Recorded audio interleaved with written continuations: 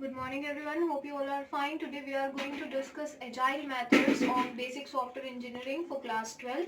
So let's start the topic, agile methods. Agile methods ensures agility, flexibility and adaptability during the development and maintenance of software. The agile method is an approach to project management in software development. Agile methodology promotes continuous iteration of development testing throughout the software development, and both development and testing activities are concurrent. It means agile is something which is termed as very fast. So these are the methods which is used to develop a software in more quicker way. So agile methods are used if we want to develop a software in the fastest way, possible way. So these methods are used. Here we don't need to follow the traditional process of the software development. Means we need to collect the requirements, then we will prepare a file of all the specific requirements, then we will create a rough draft or a model or pseudocode and algorithms and all. So this is not needed to be followed in agile methods. Here we can start developing or start coding the software right from the first step. As soon as we get the requirements from the user, from right there we can start coding. So we don't need to create documentation or rough drafts or pseudocode and algorithms. Not necessarily. So agile methods are used to develop the software in a very fastest way. Here we start providing user each and every component which we use to develop time by time, and we test those components concurrently while developing them. So this is the fastest technique which is using nowadays in IT industry. So this is known as agile method. The characteristics of agile methods are lightweight methodology. Lightweight means we don't need to create documentation or any paperwork which we used earlier in the different waterfall model and iterative model.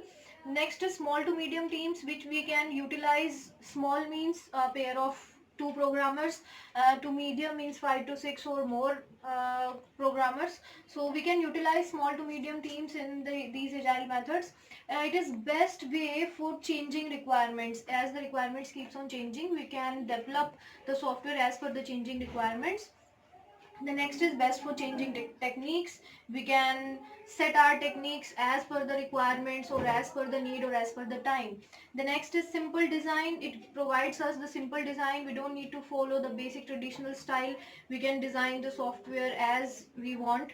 Next is minimal system into production, because we tries to create short components, smaller components, and we provide it to the user. So the production is of minimal system.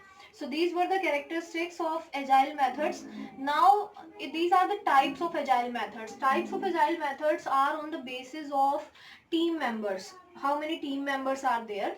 So there are two types on the basis of team members of agile methods. The first is pair programming and second is scrum. Pair is also termed as peer programming, P-E-E-R, peer programming, and second one is scrum. If there are only two people in the team, then it is known as pair programming. If there are more than two, five, six or more than two people, then it is known as scrum. So first of all we will deal with pair programming. Here the team of two programmers share a single workstation or computer. Means we have only single system and there are two people who are working on a software. So that programming will be known as pair programming.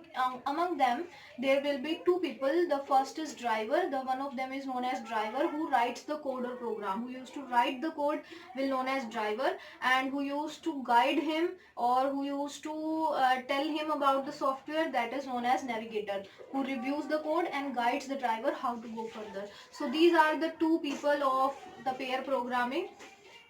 Next is benefits of pair programming. Pair programming benefits are increased software quality, user satisfaction, easy integration of components, mentoring and learning by programmers, and flexibility in development. These are the benefits of pair programming if two people are working in a team.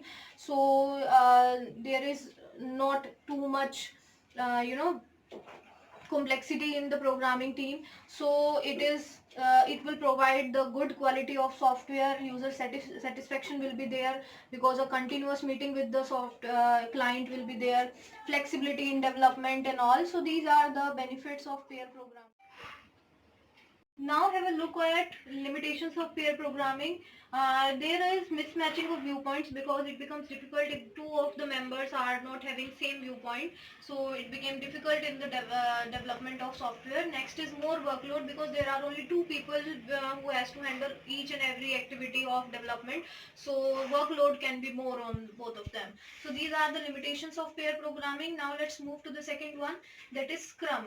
Here the team of programmers can be 5 to 6 or more. Means if we are having 5, 6 or more people in our team, so that development is known as Scrum.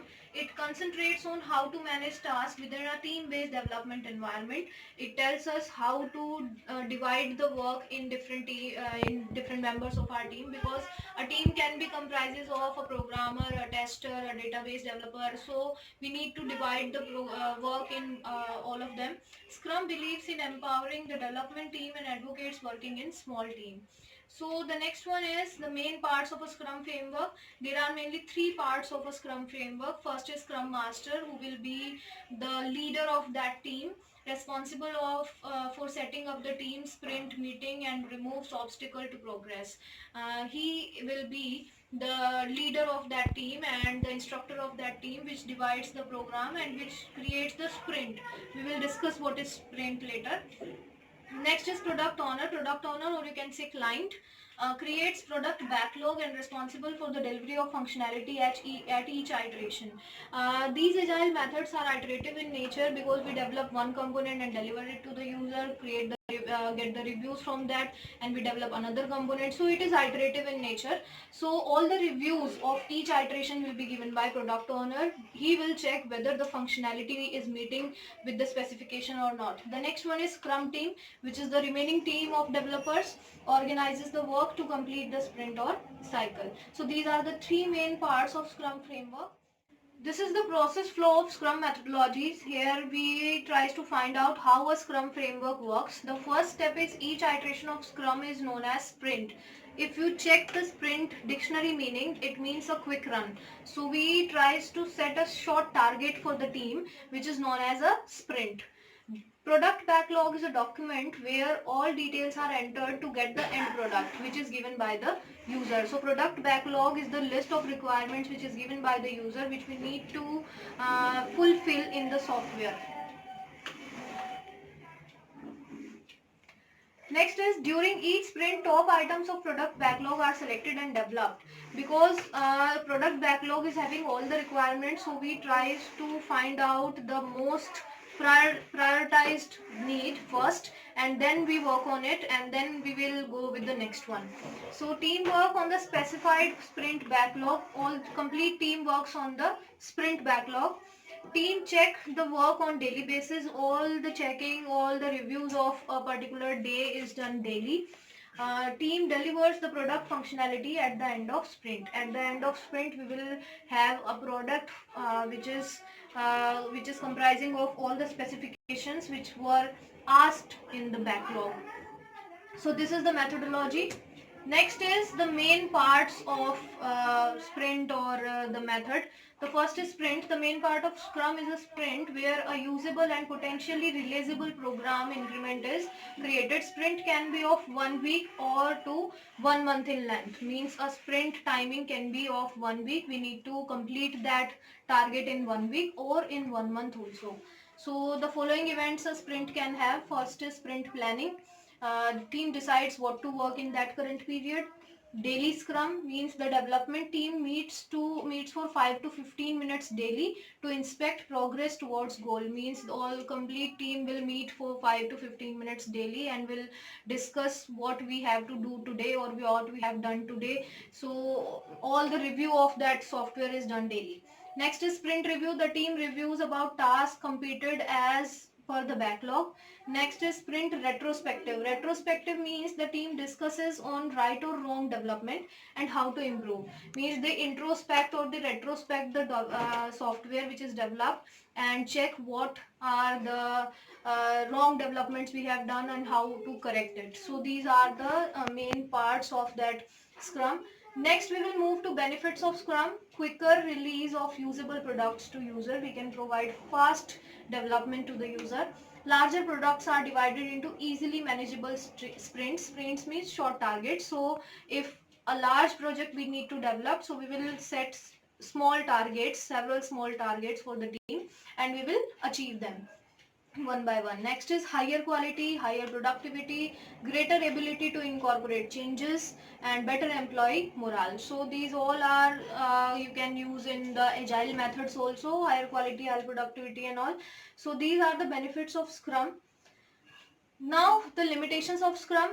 The chances of project failure are high if individuals are not very committed or cooperative. If the team members are not supporting and they are not cooperating in the development, so it will be hard to achieve the target.